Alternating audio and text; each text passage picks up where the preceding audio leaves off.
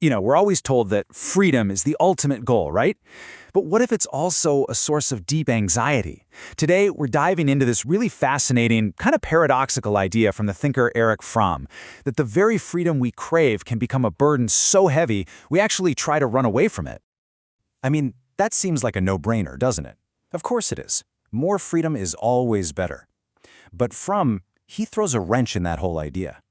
He asks us to really stop and think.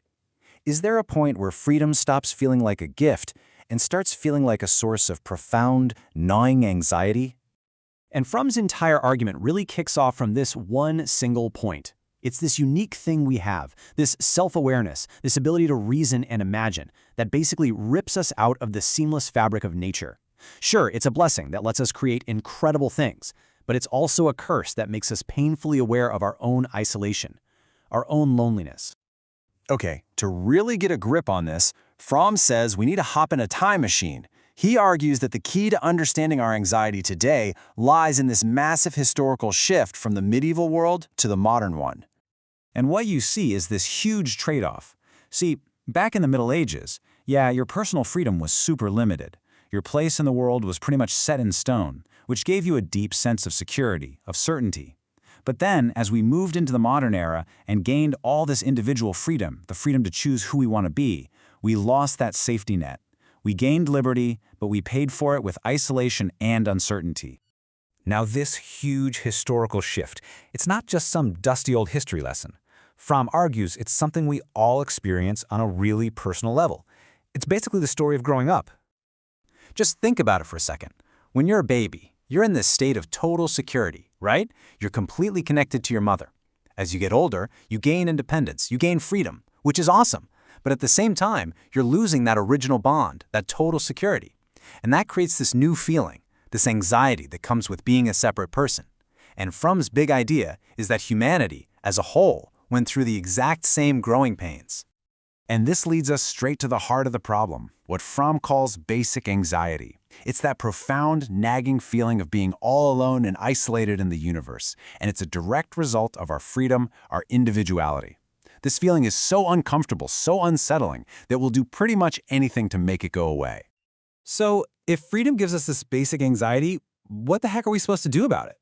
Well, Fromm pointed out three main psychological strategies, or escape mechanisms you could call them, that people use to flee from this feeling of being alone. And all of these escape routes, they all have the same basic goal: to get rid of the self that's feeling so anxious. We might try to merge our identity with a powerful leader, or destroy the things that make us feel small, or, just disappear into the crowd. So let's dig into each of these three paths. All right, first up, we've got authoritarianism. This is basically the impulse to give up your own independence and just fuse yourself with something or someone that seems more powerful than you are. Could be a person, an organization, or even an idea.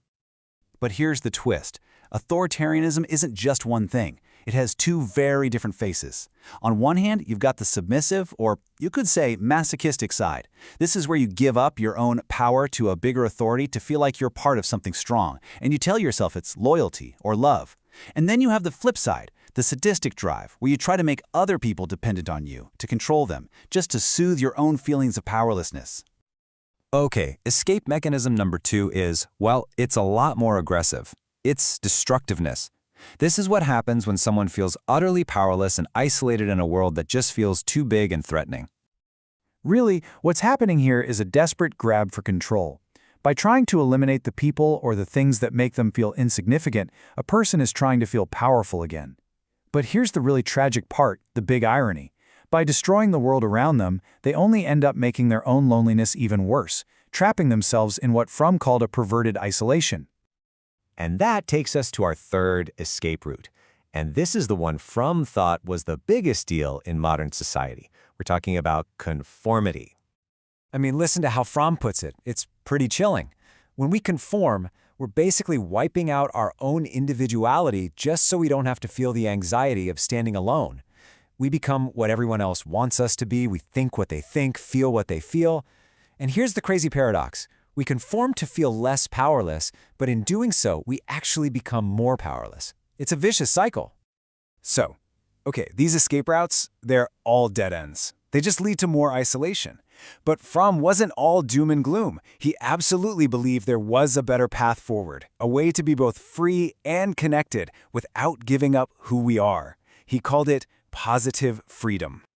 See, positive freedom isn't about freedom from things, like getting away from rules or tradition. It's freedom to be your real authentic self, to act spontaneously from who you truly are, not based on what other people expect. This is the real answer to that deep, basic anxiety. So, that sounds amazing, right? But how do you actually do that? How do we get there in our own lives? Well, Fromm lays out a surprisingly straightforward two-part path. It all boils down to two of the most basic, fundamental parts of being human: love and work. It all comes down to two key things. First, there's active love. We're not talking about some passive, waiting around kind of love, but genuine care and connection with other people. And second, it's not just about having a job to pay the bills. It's about meaningful work, activity that's creative, that lets you express who you are. And that right there is the solution to the whole puzzle Fromm laid out for us. Through real connection with others and creative work, we can overcome that feeling of isolation. But we do it by becoming more ourselves, not less. This is how you get to be free and connected, all at the same time. So, Fromm's ideas really leave us with a pretty big question to chew on. Are we using all this freedom we have to become our truest selves, or are we just running away from the burden of it all? In this world we live in now, with just an overwhelming amount of choice, the challenge to build that life of real love and meaningful work, well, it's never been more important.